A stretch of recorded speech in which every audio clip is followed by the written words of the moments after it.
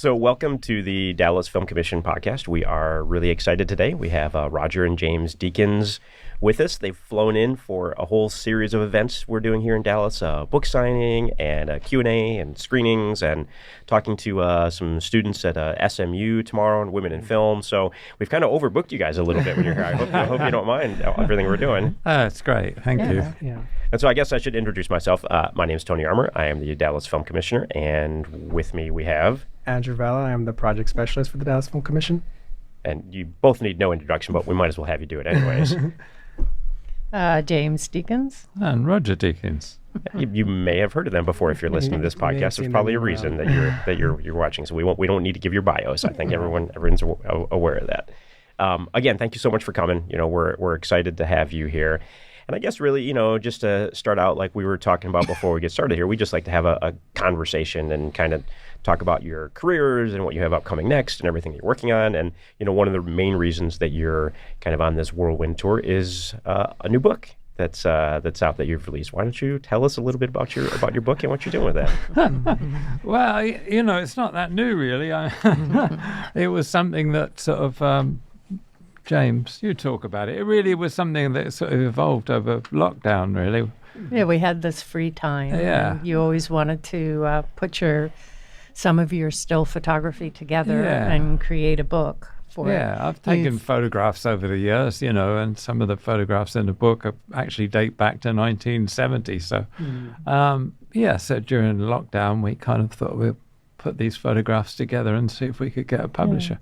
Yeah, and you thought it would only be a few books. I thought maybe, yeah. And when I suggested we send some to some friends, you said, I don't know. What if they don't like it? What if it's embarrassing? Well, there was that, yeah. Yeah. But, it's very different. So, yeah.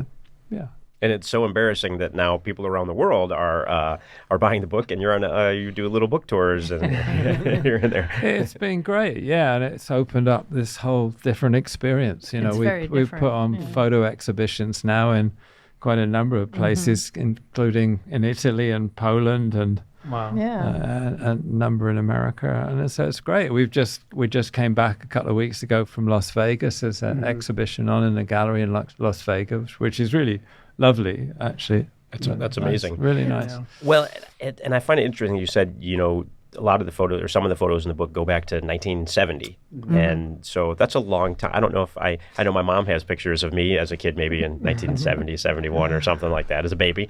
But, well, Roger was only 2 when he was taking I was going to say, he was tiny little hands holding those cameras. No, the photographs I took at an art center, actually, the first job I ever had was a photographer recording rural life in North Devon for this art center, and it was the beginning of a historical collection, really recording a way of life that was quite quickly dying in the late 60s, early 70s. Farm life was changing very rapidly. So I worked at this art center for a short time, less than a year. And so some photographs were there. After that art center experience, I actually managed to get a place in a national film school. And then I sort of moved into documentary filmmaking. I originally had thought for a long time of being a photojournalist, and but I moved into documentary filmmaking, and then obviously into shooting feature films as a cinematographer. But I've always, over the years, gone back and forth and taken still photographs on my time off and stuff. Yeah. Well, and documentary filmmaking is so...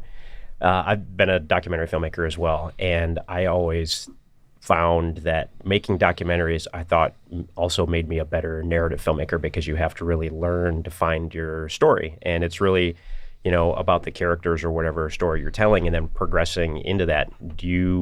I think it's that, and it's also, you only get to shoot it once, so you have to figure out what is the best shot, because you don't get the chance to make 3 different shots on that one particular moment. So you really have to learn to cut fast in your head, I think. Yeah, absolutely. And James, you were documentary as well, starting out? I didn't know. I was a script supervisor, talking about having to know cutting. But yeah. And so, like, as a couple, over the years, what have you learned about each other being a duo in the film industry, like as filmmakers? What has been like some of the biggest challenges and the new things you guys are learning about yourself? Well, I think we really complement each other. You know, I mean, we do. You're right. I think when we met, I hope we were just mutually attracted to each other. That's a good start usually. Yeah, you know, but I mean, I think that actually the way we work, what we are best at, I suppose, in a way, complements each other, don't you think? Yeah. I mean, Roger's kind of a quiet kind of guy, and I used to be much more quiet, but one of us had to do the talking. So it made me come more outside of myself, and I love to organize things. And yeah, I do think we do complement each other. Definitely, yeah. You know. And so when you're on set, since we're on this topic, so Roger, you're on set and you're shooting. And James, are you looking at the dailies and making sure that everything is running as smooth as you think, or? It starts in prep. Well, first of all, we read the script together and we talk about it, and we're in it completely throughout the whole thing. So we in prep, we do the meetings together. I get to know the visual effects people, because oftentimes that can be a conflict between cinematographer and visual effects, because they want one thing, the cinematographer wants the other. So I try and figure out what everybody wants and find the compromise. And I also, he sets up the lighting, but I'm with him when we create the lighting diagram, so I know what he's going for. So therefore, if there has to be a meeting, but he wants to be out pre-lighting, I can do that meeting for him, because I can be basically his clone. And then, yes, I do set up the digital workflow and how we're going to see dailies, who's going to be seeing the dailies, knowing what the deliverables are, then we can figure out what we're protecting, what part of the frame we're protecting. And yes, I do go and see dailies in the morning and then come back on set and talk to Roger and the director, and just to tell them what I've seen. And visual effects. Yeah. And so you've had such a, obviously a long and storied career together, and a lot of accolades, and big films, obviously, and they seem to get bigger and bigger all the time, right? Is there any desire to, take that step back and work on something smaller and less complicated and more intimate as far as a story goes, instead of? Well, I think you're wrong what you're saying there, really. I mean, the only really, I suppose we've worked on a couple of big films like Skyfall and Blade Runner, maybe, but neither of those were shot in a different way from, say, Passion Fish, which is a very small film I did years ago, to Empire of Light, which is the last one we worked on with Sam Mendes. That was a smaller film. But the approach was the same even when we were doing Skyfall, which the approach is always the same, but the thing about a lower budget is there's a little less pressure from the top, because you're not spending as much of their money. So when it's a very large budget, there's a lot of people involved and a lot of people questioning, why is this money going here or there? When it's a small budget, they're questioning, why is any money going anywhere? But still, you don't have as many people. No, you don't. But that's the trick, though, is being on set and not treating one differently from another. Because you're on set, you're thinking about what you're doing with the camera, how you're helping the director tell the story with the visuals, and that's it. And how can you get the best performance? How can you create a space for the actors to do their best work? So that's no different if you're doing Skyfall or you're doing... Yeah, the way you work isn't very different. Small film. But there is a difference between... Yeah. And speaking of Empire of Light, I really liked Empire of Light. So it was great to see that, and that was, I guess you'd say an intimate story, a very character-driven story. Yes, there were special effects, because it's a period piece, and so you've got to, make the setting in the period that it needs to be in. But it really was just more about the people. Don't you think Blade Runner was very much about the main character? Well, I think they all are, of course. Yeah, otherwise wouldn't find them interesting, really. never been into sort of films that are just sort of action and splashy images for the sake of it, you know. Yeah. And the thing about Blade Runner is there weren't as many visual effects as you think, because we did do the foreground and the midground. We created that. And it's just the background that we did some of the visual effects in. Because we prefer, and Denis, the director, preferred to be actually working in a real situation. As real as it gets, being 2049. I love that, though, you know, and that's, you know, we work with a lot of, you know, independent filmmakers and smaller films, and my background, you know, doing stuff like that. And I've always loved the practical aspect of filmmaking, and, you know, the real, you can touch it, and as opposed to, you know, if you look at like a big Marvel film or whatever, it was like nothing but green everywhere. And it's like, how do you even, as an actor or a cinematographer or anything, how do you even feel a sense of place and, you know who your character even is in those kind of scenarios? And it's kind of boring too, because, and there is also the thing that when you shoot out a set, you're moving forward. Yeah. You know, oh wow, this movie will end someday. Not that, but you just know that you are moving forward. Yeah. In terms of lighting, Roger, like when you're on location versus like a soundstage, for example, does your approach to lighting change? And how do you kind of gauge in terms of the story, like what your process for that is going to be? Yeah, I mean, I think it's the choice you have with a director and a production designer about whether you're going to be on location or a set. And obviously, a lot of the times you're on a set for very practical reasons, but you're still balancing whether the costs, because somewhere else you might need to spend that money. I mean, you might save money by doing a small set on a stage rather than location, so that you can do another sequence on location. So I mean, all film is a sort of compromise of some sort. Well, you also want some sets, so you have cover sets. Yeah, exactly, cover sets and whatever. In case the weather is bad. As far as my approach, well, not really. I mean, you would think it would be easier if you were on set, because you could be able to control it exactly the way you want it. But the downside of that is you're not reactive against something that actually already exists. So I don't know. I love being on stage, and I love being on location. It's very hard to quantify where one, is preferable over the other. Really, it just depends on the situation.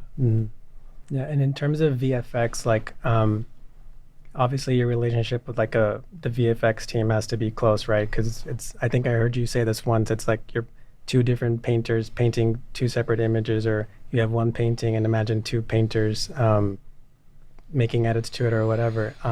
How, with the advancements of technology from when you first started till now, how do you think, or how has that relationship changed over the years? I want to say one thing first. Yeah. There's one painting.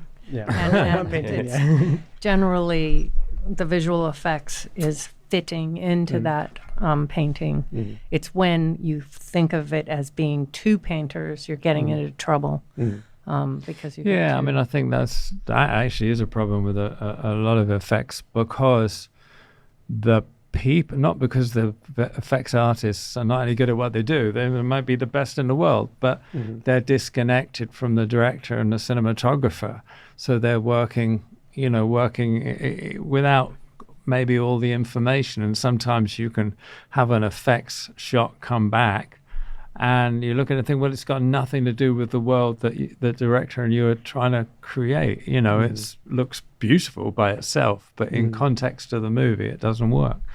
So it's really, what's really important, what James was saying, you really got to come together about not only the aim of the imagery, but also on the methodology, and effects now, I mean, obviously effects people want to do effects. The first film one of the first large films I shot was 1984. There's not a single shot in it that's got any effects work.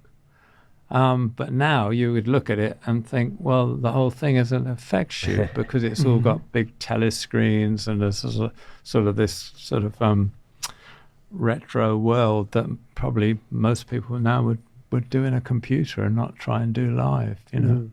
But I think that, as James said, it takes a lot of the fun out of it if you don't do it that way. And it takes a lot of the kind of the relationship that everybody, the actors, the director, obviously cinematographer, everybody else, the relationship they have with that environment, you know, and it's something that can gel, kind of come out of being in a real situation, you know. Yeah, that's the fun thing about, you know, when you're on a set. There's a TV series that shoots just outside Dallas called The Chosen, and you know, it takes place during Jesus' time, and they've built an entire first century AD city on this 1,000 acres of land. And when you go out to that set, it's just like, wow, this is amazing.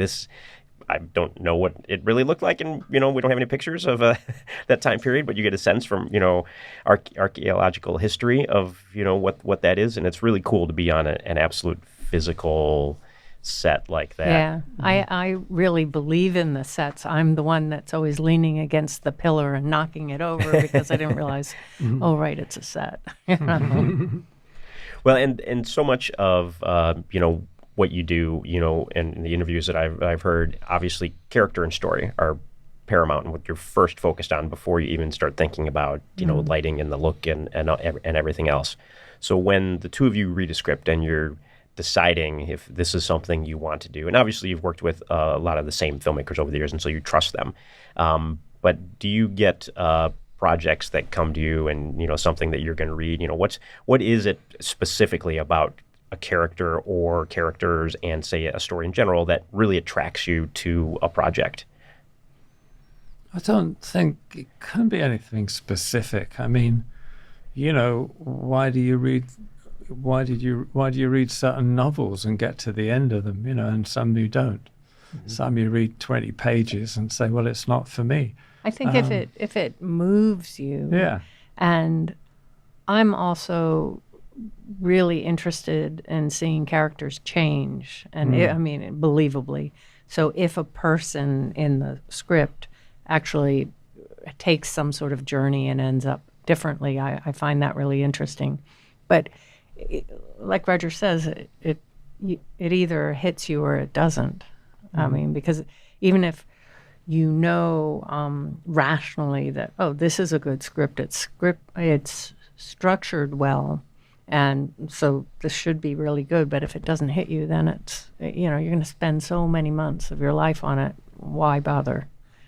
Yeah, you better really like it if you're committing. Yeah, really. Because by the end of the movie, you won't like it anyway. So. Has there ever been like a script that you've turned down that when it was finally made, you thought you kind of wished maybe I should have taken this on, or is that just not even something that you pay attention to? I can't think of one. There's a couple of films. You don't have to say it. Yeah, you have to say it. There was a couple of films that I would like to have done, but and the director had wanted me on, but I was turned down because I wasn't in the right union, or the studio wouldn't accept me. Well, there's things like that, but I can't really think of others. And sometimes two things you would have liked to have done, but you had another commitment.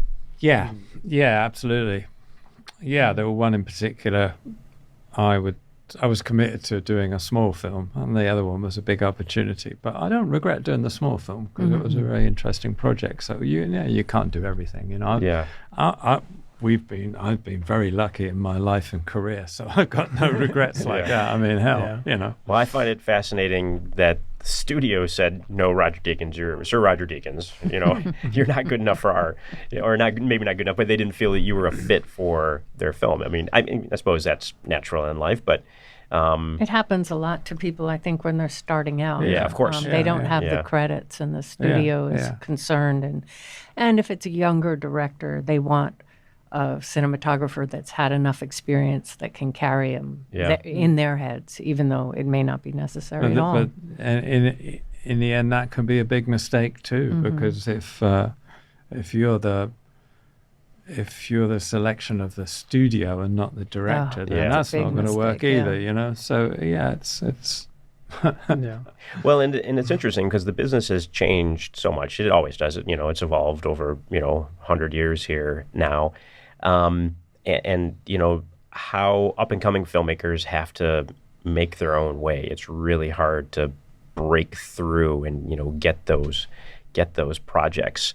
Is there anything that, you would say to those younger filmmakers now that are coming along that really want to have a career in the industry? Because I think that's the goal, right? Is, can I just make a living doing this? I love it. If I can pay the mortgage every month and support the family, that's what I'd love to do. And it becomes more and more difficult. I know it's a very generic question, advice for the young filmmaker out there, but in your own way, what kind of advice would you give? I think it's very interesting that young people can actually see it as a possibility in their lives to become a filmmaker, a director, a cinematographer, whoever. I mean, there was no way a consideration when I was a kid. I mean, it was like, I might as well said I wanted to go to Mars or something. It wouldn't even have crossed my mind as a kid, not until I was towards my last year in art college did it actually sort of present itself as a possibility. So I think there's so many opportunities now to find out about the industry and to listen to people and explore what it actually means to be in the industry. Because the other thing about the industry, it's not only the creative side, it's the political side, which is what we've talked about a bit, but it's also the actual lifestyle of it. Yeah. I mean, it's not an exaggeration to say that I remember an earlier film I did a 96-hour week on a film. You think how many hours there are in a week? Because 96 hours is quite a lot of it. Yeah. I mean, the hours, that was extreme, but the hours can be pretty extraordinary. And you are kind of like gypsies if you're traveling around, and a lot of time the opportunities come up to you because somebody else won't travel, and you if you accept, I mean, especially happened for me in certain documentaries I got to shoot, people didn't want to do it because they'd be away from home for months or in some maybe difficult place, so in a way sometimes you've got to take those opportunities, but it's part of the career choice, really, unless you're very lucky, don't you say? Well, I think it's also important to get out there and practice. So if you know some people in your peers that are doing a spec film, just get on it and get to practice and make whatever mistakes you're going to make on that film, not on a film you're getting paid for. And I think it's good to remember that not everything's going to be a good experience, but keep in there, because it is satisfying to do what you care about. But I used to, when I was starting out, thinking, well, 1 in 7 movies is a fun experience. So, I mean, sometimes it can get kind of tough, but you kind of have to hang in there. Yeah, of course. Well, that's interesting, to say one in 7 movies is a good experience. There are many people in life who would be like, yeah, that's not a good enough ratio for me. I'll move on to another career. What is it that then, say when you were starting out and it was 1 in 7, kept you going, that you would like, I guess I'll do number 9. I've done 8 of these and we're going to do another one. Due for a good one soon. No, I think it's actually, for me, it's the camaraderie on the set. It is a big family, and I remember one time working on a fairly horrible movie. It wasn't number 7, and we had to wait for something, so we were all in the trucks, and I was sitting in the back of the truck in this awful place with a lot of dust and everything. But I looked across, and I saw the prop guys I knew, and everybody was sitting on their trucks, and I thought, yeah, this is my family. I like this. So it is a feeling. The collaborative side of it is really, I think, a real high, and because you're not alone and you are doing it with people. Well, it's the best experience you can have, in my opinion, if you're working with a crew that you know and love, and with a director you trust and respect, and the amount of passion that goes into the day's work, and then when you achieve a shot.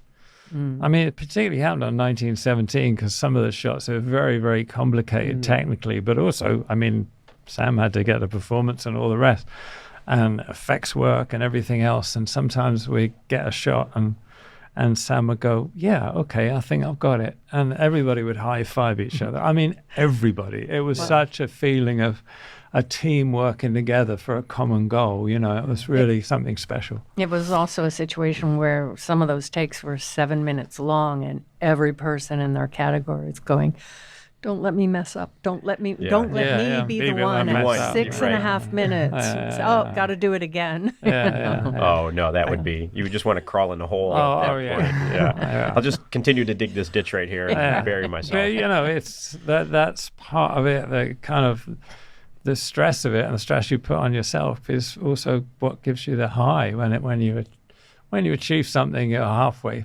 happy with, you know. No. I can imagine that, especially on a set like 1917.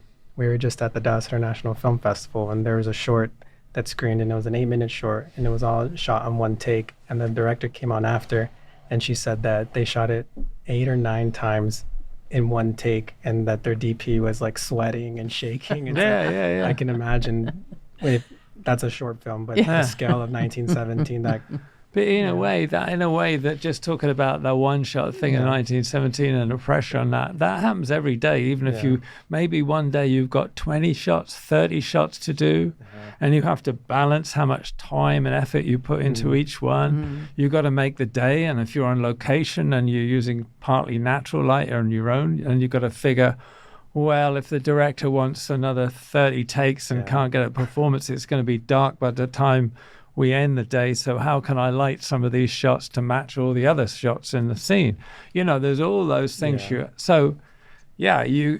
high five after a 7-minute take on 1917, but you also high five on the end of the day when you've got 25 or 30 shots you're happy with. You know, that you're halfway happy with. You know. Well, and it's interesting, you know, talking about, you know, when you're losing light. I know, you know, a lot of times when you're on set, you know, when the day starts out, sometimes it starts out nice and, I wouldn't say leisurely, but you're moving at an okay pace. And then as you get closer to the end of the day, you get closer to losing your son, the shots come faster and faster and faster, one after the other, as you're trying to, you know, chase the sunlight. And so speaking about that a little bit with new LED volumes, you know, now you could have sunset for 8 hours if you wanted to. If you wanted to, shooting on a volume. Have you worked on a volume yet? And I guess would you, or is it not appealing to you at all? I do it for certain things. I think it's very effective. The way Greg Fraser used it for Batman, I thought was fantastically effective. But you've got no mid-ground. It's great if you're in a car or you're on a balcony looking at a city. But I don't, you know, if you want somebody walking out the door like John Wayne walking out the door of the Searchers or something into the far distance, how are you going to do that on a volume? Not in my mind, not in my world anyway. I find that, I've been lucky. I enjoy filming in, you know, it can be location or built sets that feel like being on a location, and I think dealing with a natural world is probably my strength, and being in a volume or up against a green screen for, you know, 15 weeks is not my world. You know, I'm not really interested. A little mind numbing after a while, probably. I don't get a kick out of it. So I mean, it's a lifestyle, as I was saying before. So I need to get a kick out of my day, you know, as well as think I'm achieving something creatively, you know. You have to get a kick out of it so you can last to the end of the day. James, what do you get a kick out of? What gives you a kick out of the day? I actually, the performance of the actors. Sometimes because I'm watching the take for technical things, but sometimes it just kills me. It's such great performances, and I feel really blessed to have seen it. So that, and also when the organization works, and people actually do what they said they would do. That is a thing now. I mean, I operate the camera. I mean, most of the time I'm looking through the lens. I mean, obviously not on something like 1917, but I'm still probably much more connected in a way, closer to the actors nowadays than anybody else on set, apart from maybe my focus puller. And I've always felt that. And that's why I've always operated the camera, because like before the playback and before, you know, video assist, I was always the first person to see what the audience is going to see. Not even the director would see that till dailies. So I'd see the performance, I'd be on like 1984 shooting Richard Burton. I was the first person to see his performance and know how unbelievable, mind-blowing it was, how great an actor he was. And that always affected me, always has. That's great. Any desire, you are that close to the performance and you do work with the actors so much. Any desire for either of you get behind the director, get in the director's chair as opposed to behind the camera? No, I think it would be fun, but yeah, probably it would be fun. But I, personally, I don't think I'm that person. I it's all the other stuff that comes along with the role of the director. I mean, like James was talking about the relationship with a crew and the feeling of a collaboration. I mean, over the years, I've done like 3 films a year, or some 2 films a year. Lately, not so many. But I mean, the feeling of being on the set with a crew and doing it, and that's me. It's not somebody waiting and doing my second directing job, 6 years after the first one or something. That's not me, Looking back on y'all's career, where do you find inspiration these days? And whether it's with cinematography, filmmaking, or your photography, like where do you pull inspiration from? I know you've talked about Tarkovsky a lot in the past, like as being an inspiration for you. But who inspires you these days? Like, well, it's the same thing. I mean, certain filmmakers, certain painters, certain photographers.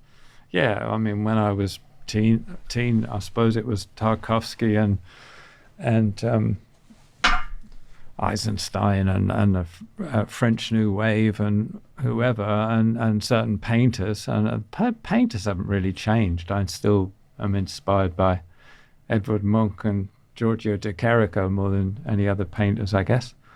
And that hasn't changed since I first saw their work. But, everything's inspirational. You gotta kind of, I think it's part of who you are. You just love looking at things, and it can be all sorts of different things. When we go to New York or anywhere else, we go to the galleries and look at stuff and might see something by somebody we've not seen. Or it's funny in a funny way, because one of the things that we do and we really like doing, it's kind of a form of giving back, is to meet students, to meet people that are starting out and to talk with them and everything. And to see the passion that's there and unjaded at this point, yes, re-sparks us and revives it. So, unjaded or naive? No, sorry. That was a very jaded thing to say. Yeah, that one out. That's funny. I know you mentioned that we just talked a little bit about Greg Fraser. Are there any other DPs that you think these days are doing like a fantastic work? Oh, there's a million. I wouldn't mention Greg Fraser without mentioning another 50. But I mean, Bradford Young. I mean, how many people do you want to mention? Hoyt. Yeah. Yeah. I mean, it's a fantastic. Linus, it's a fantastic time for cinematographers. Really. I mean, the standard of the work, I think, is incredible. Mm-hmm. And how have you seen the role of the cinematographer change over the years? Yeah, well, that's interesting because, I mean, I think it depends. It varies, obviously. It varies from project to project and director to director and cinematographers. I mean, some cinematographers don't operate the camera, and, each fits in a different sort of little, different mold, really. But it's changing now. I think now is the time it's going to be changing more in the next 10 years than it has ever since Buster Keaton was out there making films. I mean, I think just technology now is changing that role, and it's going to be interesting to see how personal that work can remain, really. Well, I think also how much value is put on the visual anymore. Well, yeah. Quite frankly, I mean, it's telling the story, which just means putting it up there, but there doesn't seem to be as much value on, look at the composition of that shot and how it tells a story without dialogue. that's not being really talked about these days. So yeah, there's so much talk about AI now, obviously. Lordy. The WGA is talking about AI, and the DGA and SAG, and everybody's talking about, that. And I don't know why I hadn't, but I hadn't thought of it until now. We're having this conversation just now about, obviously, visual effects, but AI from a cinematography standpoint, are we going to reach the point where you just set up the camera and tap a couple keys and we're not going to reach that point. Maybe other people are, but yeah, but it's interesting because we started kind of like consulting on animated films. We were first brought in on Wall-E just to talk to them about about Andrew Stanton wanted the film to feel more like live action, and he wanted to kind of incorporate more kind of filmic lighting, whatever that is. And we've worked on quite a few animated films, and the interest for us was that it seemed like the two disciplines were going to merge, animation and live action. And obviously live action was using more and more, animated techniques with CGI. But it's funny, I think now the weight's gone the other way, is that the animation is more akin to what our AI is going to be. And maybe incorporate some live action because you have to scan a situation before you have anything to put into the AI. I don't know. I mean, you are somebody of your own time, and I'm very glad the time we've been in and the sort of way we've worked on movies. I'm not sure where it's going to go right now. Yeah, it's really fascinating from that perspective. Sometimes I'll watch a big superhero movie and I'll think after it's over, I was like, that was actually an animated film with some live action sprinkled in because of the amount of CGI that goes into something like that. Yeah. So what is the role of the cinematographer? Where is the sort of personality? Where is the kind of personal visual, not style, but the visual interpretation? Where is that person? There isn't one person. It becomes an amorphous kind of thing. Well, there could be, though. There could be, yeah. If you looked at it as a cinematographer being the overseer of the visual, so therefore working closely with visual effects and everything and setting the look. But oftentimes they're not thinking that way. Well, it's interesting, when people shoot on 35 or 16, you think of it almost as being retro. Oh, wow, they're being retro and they're shooting on 35, 16. We could reach a point in a few years where even using a digital camera is retro, right? Because you're creating all in the computer instead. Just want to depress us. Well, no, I mean... Sorry. No, what you do, you basically, you scan a scene. You could scan this whole conversation by having a camera just rotating around the room for the length of the conversation, just recording with a flat light. Then you could take that recording and then create shots out of it and create your own lighting per shot, per anything you want. So basically you're recording something that can be completely turned into a film in a conventional way, but actually in a computer. Yeah, it's crazy. We need the two of you to continue mentoring young up-and-coming filmmakers. Don't stop the boat tour. Well, it's still, I mean, for all that, I still see, if you see Stalker or something, or a Robert Bresson film, A Man Escaped or something, very simple shot, somebody just moving within the frame, it's still as if not more powerful than everything that can be done with modern technology. In my mind, it's... Yeah, I was teaching a film class once, a film history class. I've taught before as well, and one of the students said to me, "Are we going to ever watch anything in color?"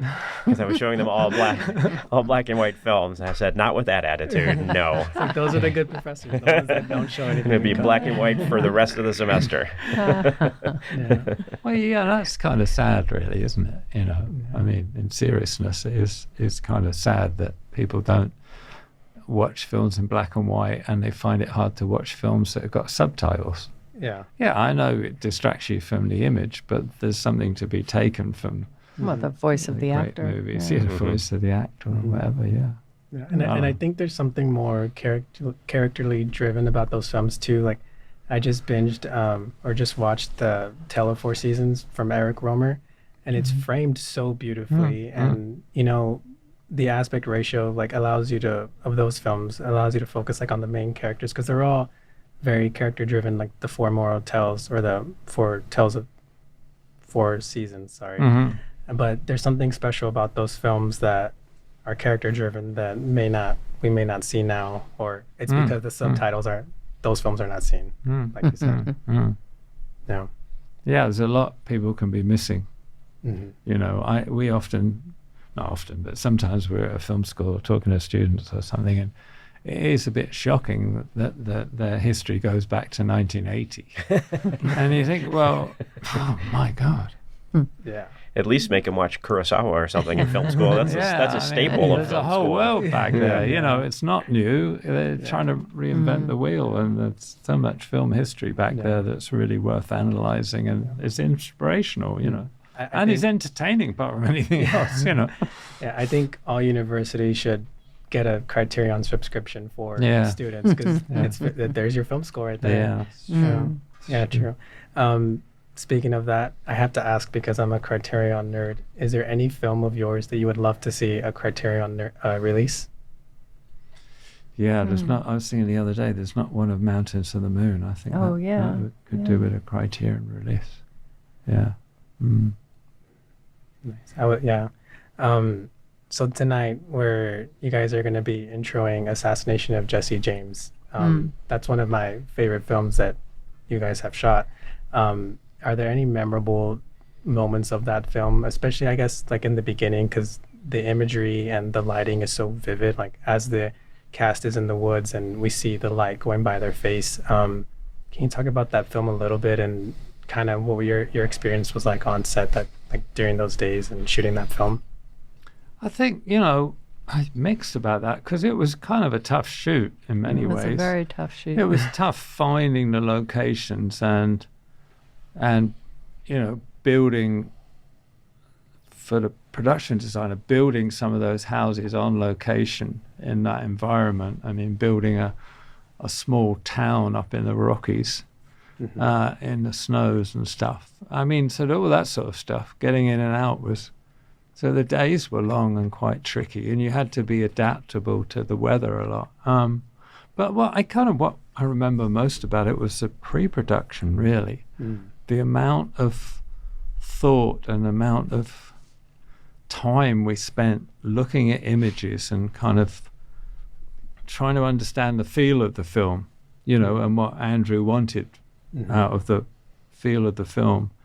And I remember our production office in Edmonton, we had a long corridor between the offices, and by the end of pre-production, all the walls were filled with images that all sorts of different people have brought. You know, Andrew brought Polaroids of trees he'd taken that had kind of gone smeared or been developed wrongly, or I had photographs from different photographers, and art director had, you know, period images.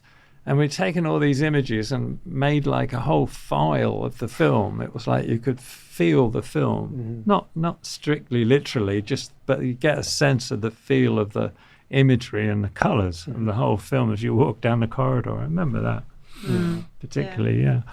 I remember a lot of mud too. There was a lot of mud, and snow. We eventually got snowed out, which was pretty hard because there was a lot of arguing about the budget. We weren't really concerned with that, but behind the scenes, and so we had to come.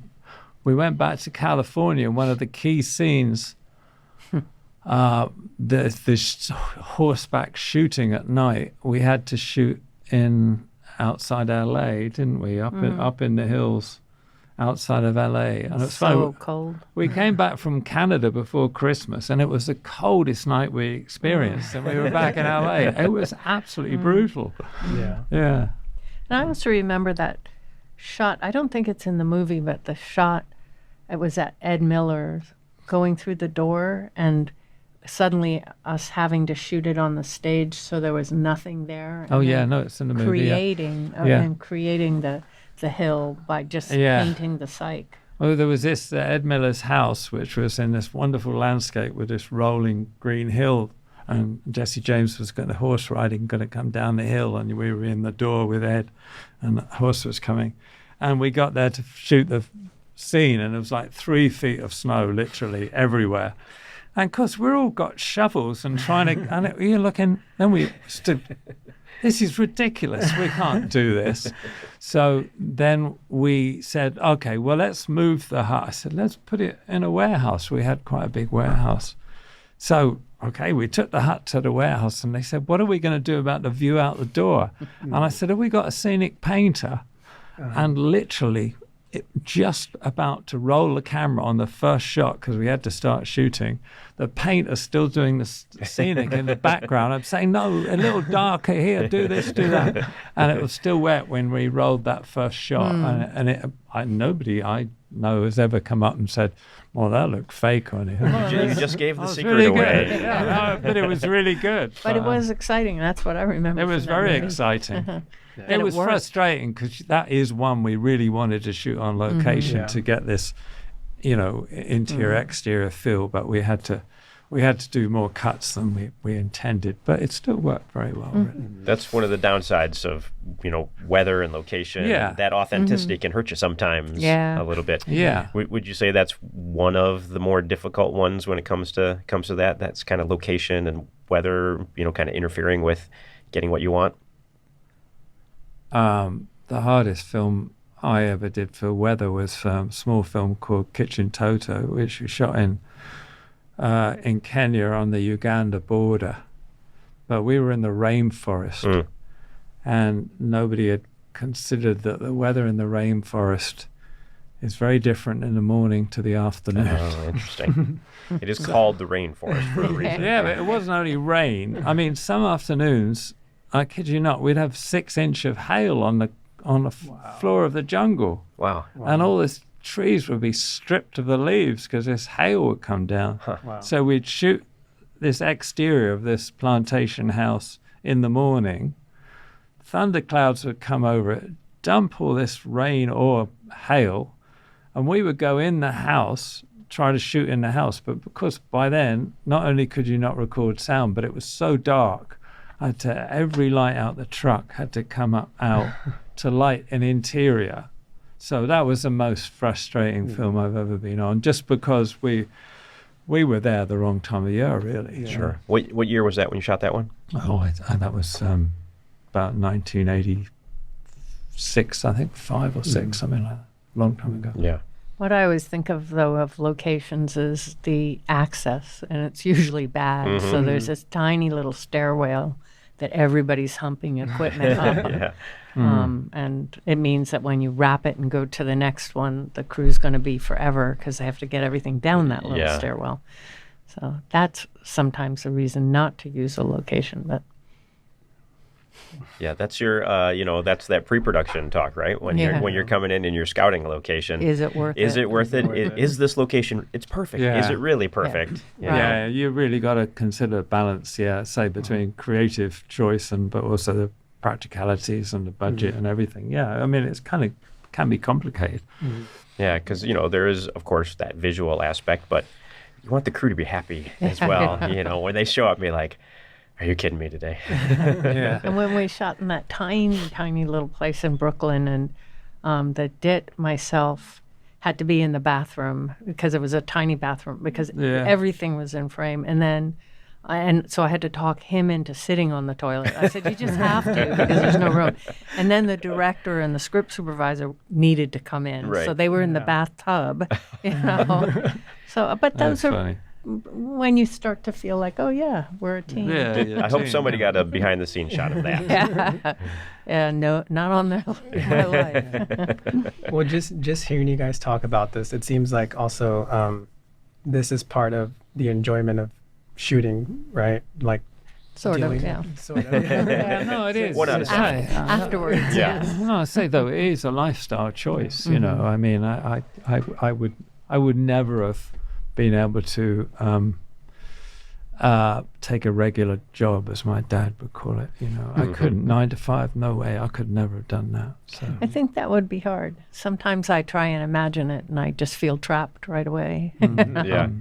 Well, and it's a hard job, right? Like so many people say, "Oh, the film business, it's so glamorous." And, that makes me but laugh. they've never been on set before. Anyone who's ever said that. Yeah, it really cracks me up too in Hollywood when they have these parties and they say, "Oh, work attire." Well, obviously these are for the people in the office, because if they want my work attire, it's going to be the worst T-shirt that I have because I know we're shooting in dust, and ripped up jeans. I don't think that's what they meant. Yeah, it's funny. People expect. Yeah. We're good. Well, we're pushing about an hour now. Oh, really? And wow. yeah, I know, it went fast, didn't it? And I think your coffee's here as well. My phone has been buzzing, and I saw Tanner was calling. I think he's got coffee. So we'll do, Andrew, anything last you want to say before we wrap this one up? Yeah, I hope this doesn't extend the conversation another 20 minutes, but I did want to ask if there's any director that you guys haven't worked with yet that you would love to work with. Besides me, I mean. There's plenty, but that directors, they tend to have their own sort of group, their own collaborators with them. You look at the certain directors that you'd love to work with, but they've been been loyal to their group, and I think that's great, because it's that kind of continuity and that working together as that building of trust has created better and better work for each of them that are involved in it. And so there are, but you got to realize it wouldn't happen, and just say we've been very lucky who we've got to work with over the years. And I mean, it would be lovely to strike up a relationship with somebody new. I was just going to ask, what would it take? What would you look for in a director for somebody new to work with, and be like, I would love to work with that person? Someone with a strong vision, because that's what you really need from a director. Someone who has an idea, but who's also collaborative and is willing to listen to the prop person who might have an idea, because then they could get even better, but still has his own vision so he can say, no, that doesn't work. Well, that's fine too. But someone with a vision. Yeah, it's a vision and a passion. I mean, if they got a passion, they'll have a vision, I think. Yeah, I mean, it's really about passion. Them really wanting to do something special and putting as much as they can into the final result, Yeah. Awesome. Well, thank you so much for your time today. Great. Thank you so much. We're looking forward to the rest of the weekend with you. And and so that wraps up this episode of the podcast. Again, thank you so much for joining us. Sure. Thanks for having us. Thank you. Thank you.